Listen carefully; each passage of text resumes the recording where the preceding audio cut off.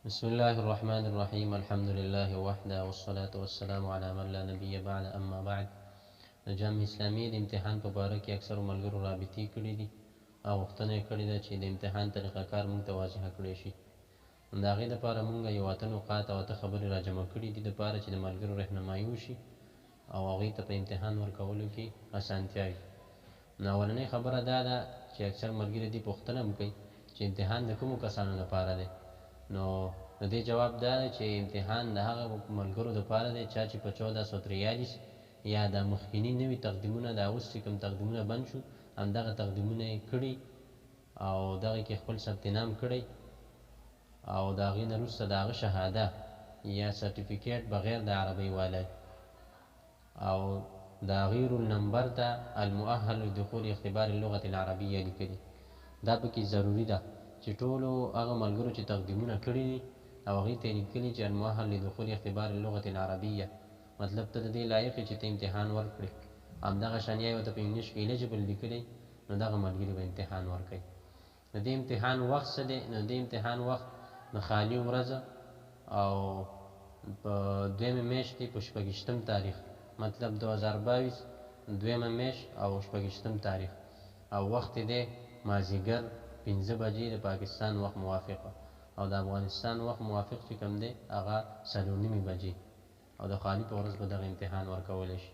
د پاکستان او افغانستان ملګري به همدغه وخت باندې امتحان ورکوي. همدغه رنګه دا امتحان به څومره وخت کې ورکولی شي، مطلب د امتحان ټیم څومره دی چې یو سړی پکې پیپر یا امتحان ورکړي. نو دې کې به 85 منټ مطلب 15 منټونو کې به دغه امتحان ورکړي او دغه امتحان ته به حضوري کې. په امتحان کې یو څو ضروري خبرې دا دي چې دغه امتحان به آنلاین ورکولی شي او تاسو سره به بالکل مکمل نټ تیز او برابري او په ارامه فضا کې به ورته ناست وي چې څوک د ګډوډ نه کړي او تشویش د باندې را نه شي. او بله خبره پکې دا ده چې امتحان صرف یو ځل اخیستل کېږي، دوباره د امتحان ورکولو چانس نشته چې یو سړی وایي چې ما امتحان ورنه کړ نو زه به دوباره بل امتحان ورکوم. نه، بس همدغه یو امتحان دی او کله چې دغه امتحان شروع کړي دا به واپس بندوي نه تر څو پورې چې دغه سوالونو جوابونه نه کړي او دغه سوالونو جوابونه حفظ کړي، مطلب سیو کړي.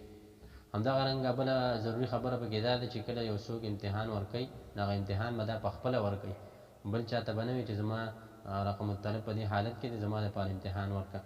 او که چېرته د دې خلاف یو ملګري هم بیا دغه کار وکړو نو د هغې مسؤلیت به د هغه په غاړه باندې او هغه به یې په خپله ذمهواري.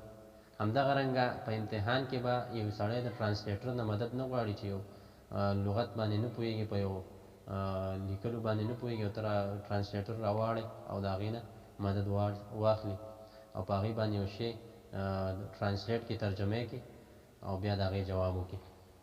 همدغه رنګه بله ضروري خبره دا ده چې دا امتحان د څه دپاره اخیستل کېږي.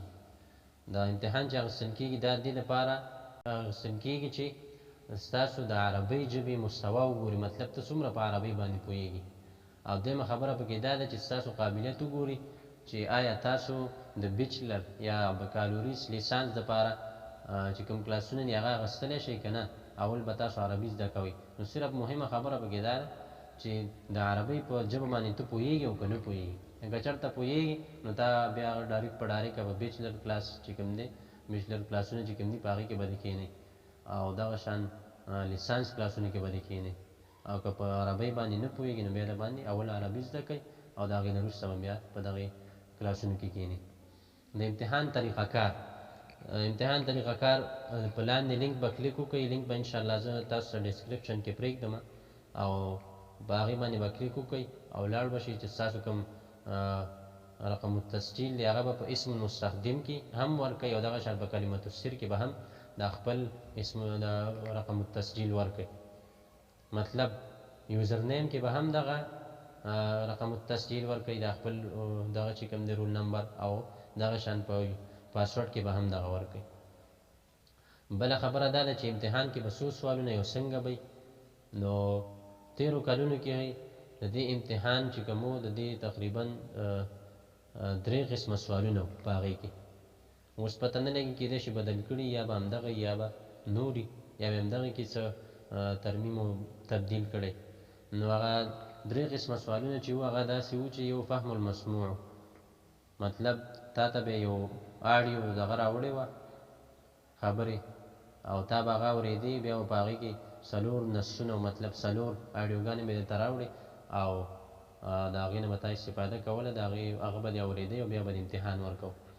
همدغه رنګه فهم المقروء تا ته به یې لیکل راوړه او د هغې نه به تا امتحان ورکو. په هغې کې غالبا درې نصوص اوس پته نه لګي چې بدلی به یا به نه بدلی یا به همغه.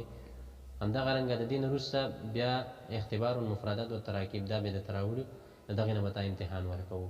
په دې کې به تا ته د لغت په باره کې، د نحوې په باره کې، دغه شان د صرف په باره کې، دې کې به عامې پوښتنې درنه کولی شي، هغې کې به تا صحیح او غلط په نښه کول.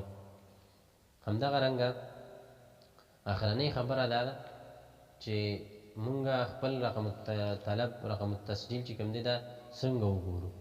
نو د هغې دپاره به انشاءالله زه تاسو ته اوس په لنډ ډول سره دا در وښیم چې تاسو به څنګه خپل رقم الطلب کتی شي.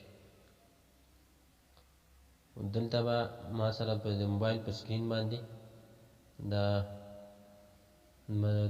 جامعې لینک ما راوړی دی او زه دلته ګورو چې په دې کې به مونږ څنګه خپل رقم الطلب ګورو یا رقم التسجیل به ګورو. اسم المستخدم دلته راغی، په دې کې به مونږ خپل ایمیل ورکو، په کوم ایمیل باندې چې مونږ تقدیم کړی دا ایمیل ما ورکړه، د هغې نه وروسته هغه کوم پاسورډ چې ما ورکړی همغه پاسورډ به دلته ورکړو.